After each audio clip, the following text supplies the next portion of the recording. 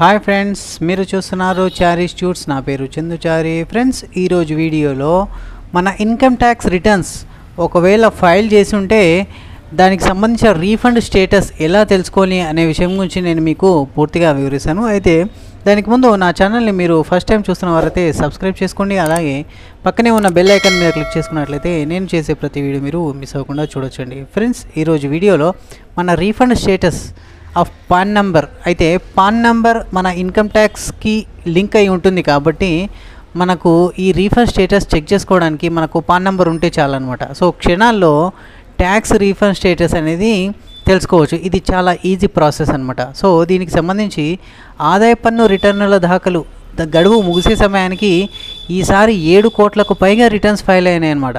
So ఇప్పటికే చాలామంది returns processing పూర్తి అయిపోయింది. మీరు కూడా ఒకవేళ ఐటీఆర్ ఫైల్ చేసి రీఫండ్ కోసం ఎదురు చూస్తుంటే కనుక మీ రీఫండ్ స్టేటస్ మీ పాన్ నెంబర్తోనే ఈజీగా తెలుసుకోవచ్చు. ఇది చాలా సింపుల్ ప్రాసెస్ అనమాట. సో అదేంటో ఇప్పుడు మనం తెలుసుకుందాం. అయితే గత ఆర్థిక సంవత్సరం ఏదైతే ఉందో 2023-24కు సంబంధించిన ఆదాయ పన్ను రిటర్న్స్ దాఖలు చేసి రీఫండ్ కోసం వేచి చూస్తున్నట్లయితే ప్రస్తుతం తమ రిటర్న్స్ ప్రాసెసింగ్ ఏ స్టేజ్లో ఉంది అని తెలుసుకోవడానికి మనము ఇక్కడ నుంచి ఈజీగా తెలుసుకోవచ్చు. సో దీనికి మీ పాన్ నెంబర్ ఉపయోగించి ఇన్కమ్ ట్యాక్స్ ఈ ఫైలింగ్ పోర్టల్ అనే వెబ్సైట్ నుంచి తెలుసుకోవచ్చు అనమాట. దీనికి సంబంధించిన లింక్ అనేది నేను కింద డిస్క్రిప్షన్లో ఇస్తాను.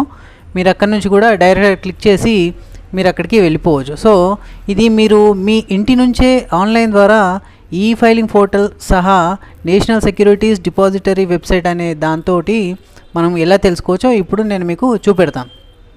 సో మీరు ఐటీ రీఫండ్ ఆన్లైన్ ద్వారా చెక్ చేసుకోవాలనుకుంటే కొన్ని వివరాలు అనేటివి మాత్రం ఖచ్చితంగా అవసరం అవుతాయి. ఇక్కడ ఏంటి అంటే అందులో ఇన్కమ్ ట్యాక్స్ ఈ ఫైలింగ్ పోర్టల్లోకి లాగిన్ అయ్యేందుకు మన వ్యాలిడ్ ఐడి అంటే మన వ్యాలిడ్ పాన్ కార్డ్ నెంబర్ ఉండాలి. అండ్ దానికి సంబంధించి పాస్వర్డ్ అనేది క్రియేట్ చేసుకొని ఉండాలి.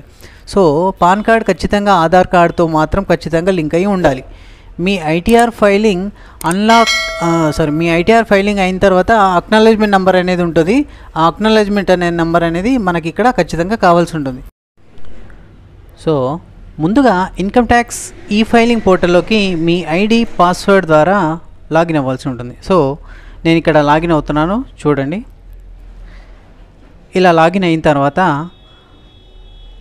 ఈ ఫైల్ ట్యాబ్లోకి వెళ్ళాలి. కనిపిస్తుందా? ఈ ఫైల్ ట్యాబ్లోకి వెళ్ళాలి. వెళ్ళిన తర్వాత ఇన్కమ్ ట్యాక్స్ రిటర్న్స్ పైన క్లిక్ చేస్తే అందులో వ్యూ ఫైల్ రిటర్న్స్ పై క్లిక్ చేయాలి. కనిపిస్తుంది కదా? సో ఇలా క్లిక్ చేసిన తర్వాత అక్కడ మీరు కావాలనుకుంటున్న అసెస్మెంట్ ఇయర్ ఏది అయితే ఉందో ఆ ఇయర్ని సెలెక్ట్ చేసుకుంటే మీ రీఫండ్ స్టేటస్ అనేది ఈజీగా తెలుసుకోవచ్చు అనమాట. సో ఈ విధంగా మనము ఇన్కమ్ ట్యాక్స్ ఈ ఫైలింగ్లో రీఫండ్ స్టేటస్ని ఈజీగా తెలుసుకోవచ్చు. అలాగే మనకు నెక్స్ట్ ఇంకో వెబ్సైట్ కూడా ఉంటుంది. అది ఏంటి అంటే ఎన్ఎస్డిఎల్ వెబ్సైట్ ద్వారా కూడా ఈ రీఫండ్ స్టేటస్ని తెలుసుకోవచ్చు. ఈ ఎన్ఎస్డిఎల్ వెబ్సైట్ లింక్ అనేది నేను కింద మీకు డిస్క్రిప్షన్లో కూడా ప్రొవైడ్ చేశాను. మీరు అక్కడి నుంచి కూడా డైరెక్ట్గా అక్కడ క్లిక్ చేసి డైరెక్ట్గా అక్కడి నుంచి వెళ్ళిపోవచ్చు. అందులో మీ పాన్ నెంబర్ని ఎంటర్ చేసి అసెస్మెంట్ అనే ఇయర్ని సెలెక్ట్ చేసుకోవాలి. నేను ఇక్కడ చేశాను, చూడండి. చేసిన తర్వాత అక్కడ క్యాప్చా కోడ్ అనేది ఎంట్రీ అడుగుతుంది. క్యాప్చా కోడ్ని ఎంట్రీ చేస్తే ప్రొసీడ్ పైన క్లిక్ చేయాలి.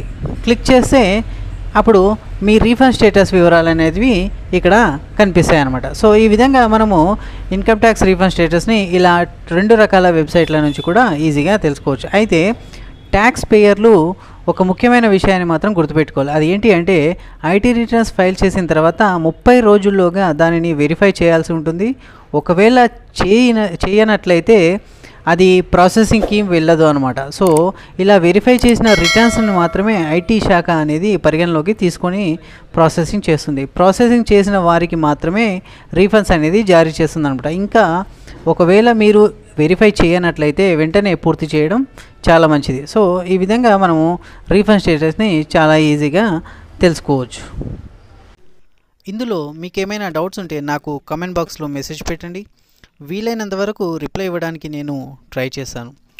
ఓకే ఫ్రెండ్స్, ఈ వీడియో మీకు నచ్చితే లైక్ చేయండి మరియు షేర్ చేయండి. అండ్ మరిన్ని ఇలాంటి యూస్ఫుల్ వీడియోస్ కోసం మా ఛానల్ని తప్పకుండా సబ్స్క్రైబ్ చేసుకోండి. Thank you.